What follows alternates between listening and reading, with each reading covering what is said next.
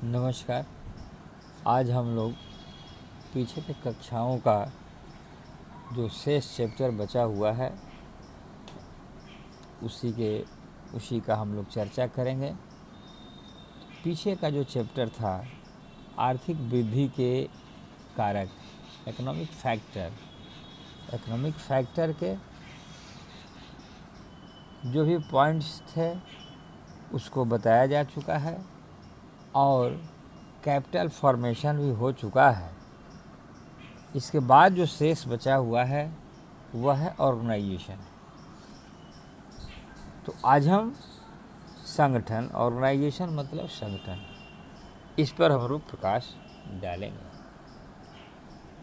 छात्रों, उत्पादन के साधनों को इष्टतम ढंग से आर्थिक क्रियाओं में लगाना विकास प्रक्रिया का एक महत्वपूर्ण अंग है, जिससे उत्पादन बढ़ता है। संगठन पूंजी और श्रम का पूरक है, जो उनकी उत्पादकता बढ़ाने में सहायक होता है।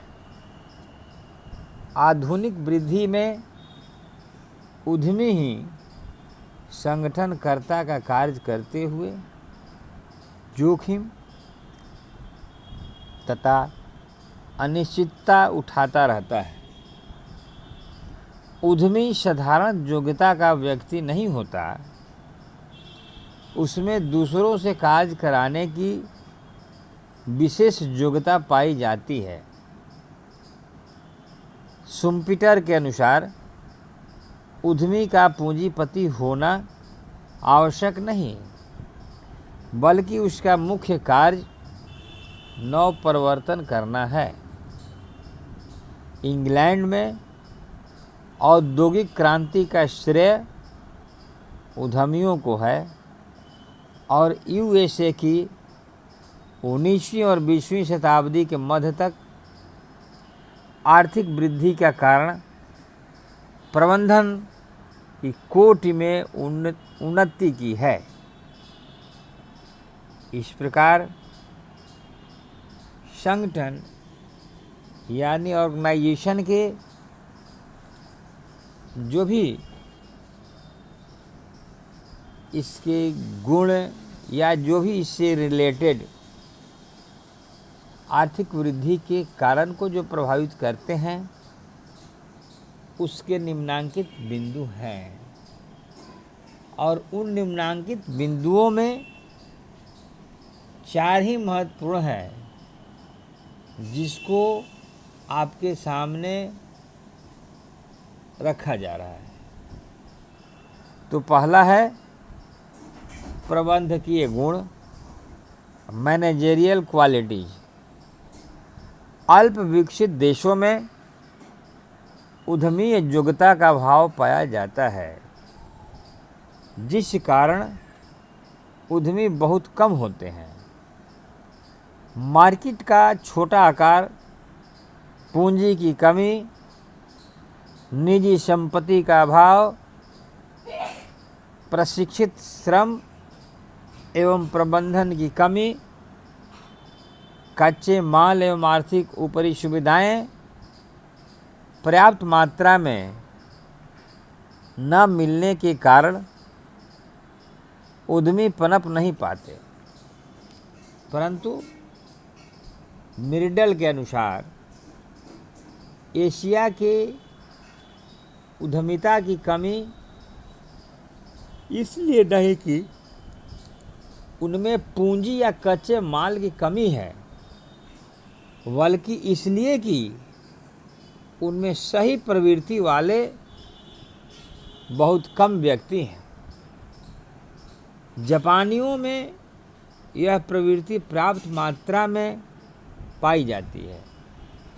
यही कारण है कि वे विकसित देशों की श्रेणी में आते हैं।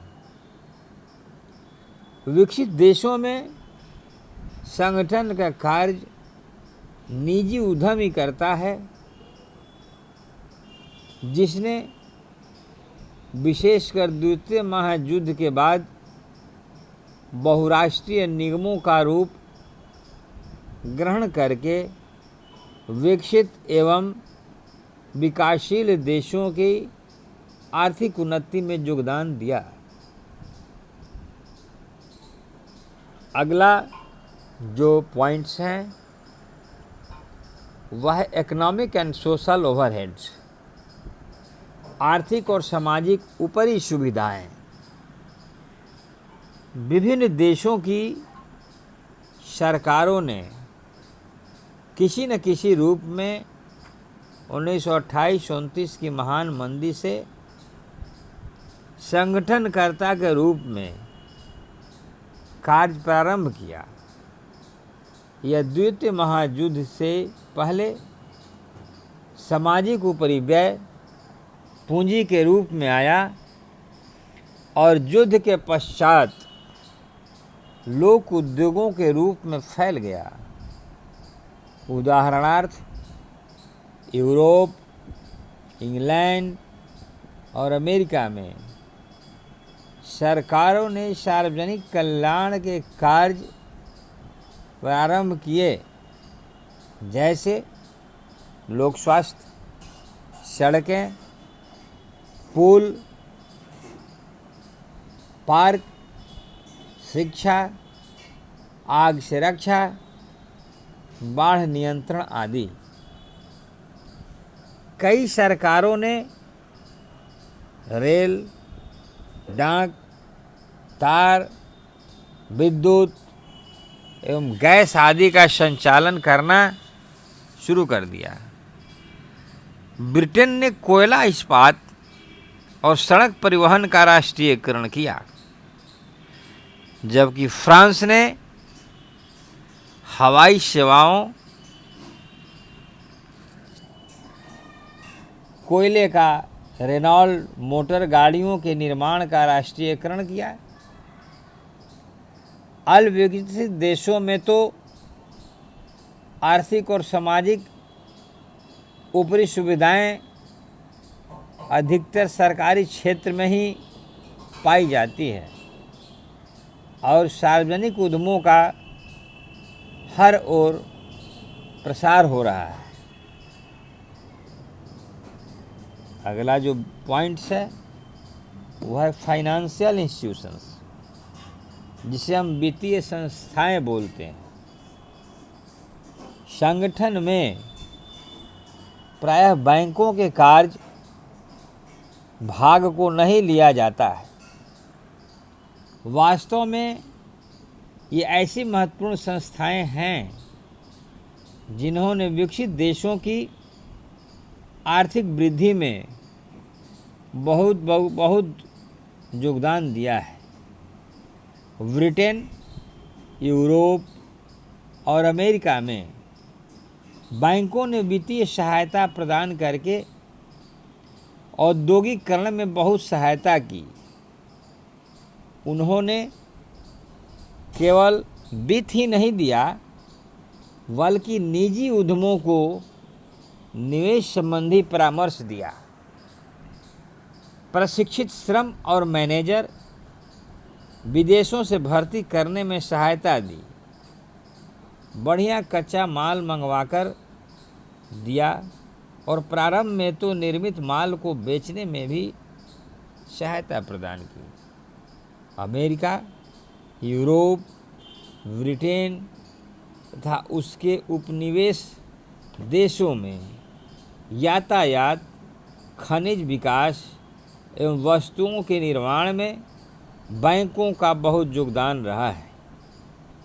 अल्पविकसित देशों में भी वाणिज्य बैंक, राष्ट्रीयकृत बैंक, सहकारी बैंक तथा औद्योगिक बैंक एवं निवेश ट्रस्ट विकास के लिए विभिन्न प्रकार से सहायता कर रहे हैं। 1950 के बाद से विश्व बैंक और उसके कई सहायक संस्थाएं इन देशों के विभिन्न क्षेत्रों के विकास में प्रशिक्षित सेवी वर्ग, परामर्श एवं वित्तीय सहायता प्रदान कर रही है। इस प्रकार संगठन में केवल निजी उद्यम ही नहीं बल्कि सरकार, बैंक तथा अंतर्राष्ट्रीय संस्थाओं का महत्वपूर्ण योगदान विकसित एवं अविकसित देशों की अधिक उन्नति में पाया जाता है। लास्ट जो पॉइंट्स हैं, चौथा पॉइंट्स वह है means and transportation and communication, यातायात एवं संचार के साधन। आधुनिक काल में उद्यमी के लिए अपनी वस्तुओं की उत्पादन लागतों का विशेष महत्व है। यातायात एवं संचार के साधनों के विकास से उत्पादन लागत अपेक्षाकृत कम रहती है। विश्व के जिन देशों में सड़क, रेल, नदियों द्वारा विभिन्न भाग आपस में जुड़े हुए हैं, वहाँ उद्यम ने विशेष उन्नति की है। जापान, ब्रिटेन, जर्मनी एवं फ्रांस में इन साधनों के विकास से उद्यम काफ़ी पनपा है, जिसका इन देशों के आर्थिक विकास में विशेष योगदान रहा है। छात्रों, अंत में मैं इतना ज़रूर कहूँगा कि आर्थिक वृद्धि के कारक में संगठन की भी, ऑर्गेनाइजेशन का भी बहुत ही महत्वपूर्ण भूमिका रही है और देश के आर्थिक विकास में इसकी आज भी महत्वपूर्ण भूमिका रहेगी। और अगले क्लास में इसी चैप्टर को पुनः बताया जाएगा और इससे जो भी रिलेटेड, इसके जो भी रेस्ट बचे हुए जो फैक्टर्स हैं उस पर परिचर्चा की जाएगी। धन्यवाद।